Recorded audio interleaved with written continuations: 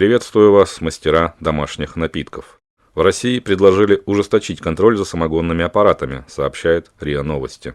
Давайте разберемся, кому и почему понадобилось что-то менять в домашнем самогоноварении, которое на протяжении десятков лет отлично справлялось без какой-либо помощи или поддержки. Производители алкоголя предложили ужесточить контроль за самогонными аппаратами в России. Тут сразу возникает вопрос, почему именно производители алкоголя забеспокоились о безопасности самогоноварения. Почему им так хочется нам помочь, обычным самогонщикам? Или дело совершенно в другом? Союз производителей алкогольной продукции СПАП выступает за усиление контроля за самогоноварением в России, заявил президент СПАП Игорь Косарев. Президент СПАП лично обеспокоен. Так что же не так с самогоноварением? Я напоминаю, что в своих видео я выражаю свою собственную, субъективную точку зрения, ни к чему не призываю и никого не хочу обидеть, в том числе уважаемого президента СПАП, но есть желание разобраться. У нас в Советском Союзе все, что касалось самогоноварения, было запрещено в полном объеме. На сегодняшний день у нас все разрешено, сказал Косарев в ходе совещания Совфеде о мерах по борьбе с нелегальным производством и оборотом алкогольной продукции. Тут нужно отметить, что у нас далеко не все разрешено. Так, например, продажа домашнего алкоголя под строгим запретом. А все, что разрешено, это все то, что мы можем делать на своей кухне для личного пользования. Он рассказал, что Росалкогольрегулирование провело исследование, посвященное политике разных стран. Было изучено более 50 государств в отношении самогонных аппаратов. Так вот, выяснилось, что нет ни одной страны, которая не регламентирует работу с самогонными аппаратами. Только у нас на сегодняшний день все разрешено. Опять эта фраза «все разрешено». Такое ощущение, что само слово «разрешено» становится чем-то нехорошим и противозаконным. В большинстве стран Евросоюза самогоноварение разрешено. Возможно, в каких-то из них регламентируется работа с самогонными аппаратами. Вот только у нас такие предложения всегда оборачиваются проблемой коррупции. Это еще одна возможность кому-то наживаться на сертификатах. И получат их не те, кто продает самые безопасные аппараты. Хотя, конечно, дело не в аппаратах, а в соблюдении техники безопасности. Получат сертификаты те, кто заплатил. И, вероятно, платить им нужно будет постоянно. При этом велика вероятность, что никого не будет интересовать качество сертифицированных аппаратов. Просто еще одна возможность забрать у людей деньги. Вы ведь понимаете, что после введения сертификатов, экспертиз, оборудование серьезно подорожает. И за все за это будут платить обычные люди, покупатели. У нас в стране в автомобильных авариях каждый день погибает 44 человека. Каждый день. От ГБО взрываются автомобили, но никто не предлагает их запретить или изменить сертификацию оборудования. От невыключенных утюгов сгорают дома, но утюги никто не запрещает. На данный момент самогонный аппарат при соблюдении техники безопасности безопаснее электрического чайника. Электрические чайники могут быть причиной пожара. Возникает вопрос, почему вместо того, чтобы решать существующие проблемы, нам предлагают создать новые. У нас в Советском Союзе все, что касалось самогоноварения, было запрещено в полном объеме. Вероятно, это сказано не просто так, и к этому нас хотят подвести производители алкоголя. Тут каждый понимает, для чего нужны эти изменения. Но, конечно же, не для того, чтобы сделать домашнее самогоноварение безопасным. Мы десятилетиями сами с этим справлялись, и помощь нам не нужна. Читаем далее. Почему можно самогонный аппарат продавать несовершеннолетним, или почему можно самогонный аппарат продавать в киоске, или почему никто не проверяет, отделяет ли самогонный аппарат примеси или нет. Это абсолютно логичные требования, не драконовские, не направленные против людей, которые льют лично для себя, не на продажу, продолжил он. Тут разберем по пунктам. Почему можно продавать самогонные аппараты детям в киосках? Звучит, конечно же, ужасно. Дети покупают самогонные аппараты, да еще и в киосках вместо комиксов. Но дело в том, что с детьми сейчас совершенно другая проблема. Они полностью ушли в свои гаджеты, в компьютерные игры. Их трудно увлечь чем-то другим. В особенности их совершенно не интересует самогоноварение.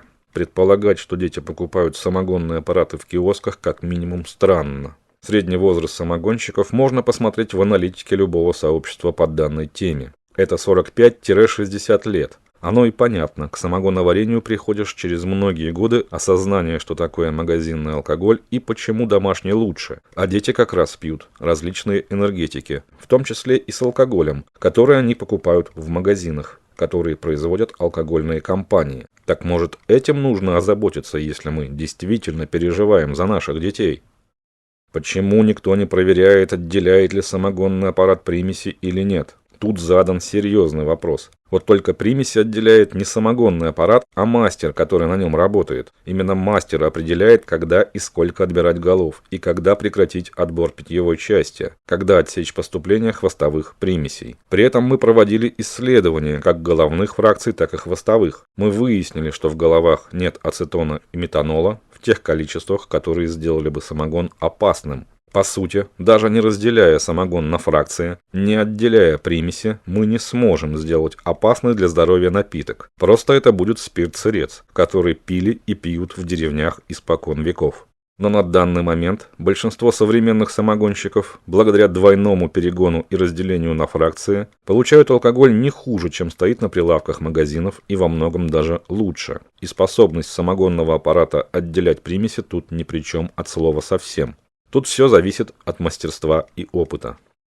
Есть разработанное Росалкогольрегулированием положение, согласно которым мы планировали бы ввести какую-то регламентацию в оборот самогонных аппаратов. Почему можно, например, самогонный аппарат держать пожароопасным в жилом помещении? В основном это в жилых помещениях и в квартирах. Почему нельзя его сертифицировать на предмет пожароопасности? Это абсолютно логичные требования, я считаю, они не вызовут какого-то сильного протеста у людей. Последняя фраза «не вызовут какого-то сильного протеста у людей». Да, это все вызывает у людей недоумение от непрофессионализма и непонимания сути вопроса у тех, кто вносит такие предложения. Дети, покупающие самогонные аппараты в киосках, аппараты, которые сами отделяют примеси. Почему можно, например, самогонный аппарат держать пожароопасным в жилом помещении? Это в жилом помещении, в котором у людей газовое оборудование, утюги и канистра с бензином. В этом помещении опасно держать самогонный аппарат. Почему мы говорим о опасности, которой нет? Например, статистику посмотреть, насколько случаи пожара от самогонного аппарата превышают такие же пожары от утюгов. Возможно, окажется, что мы начинаем не с той стороны. Возможно, мы ищем врага, которого нет. И концовка. Так сказать, десерт.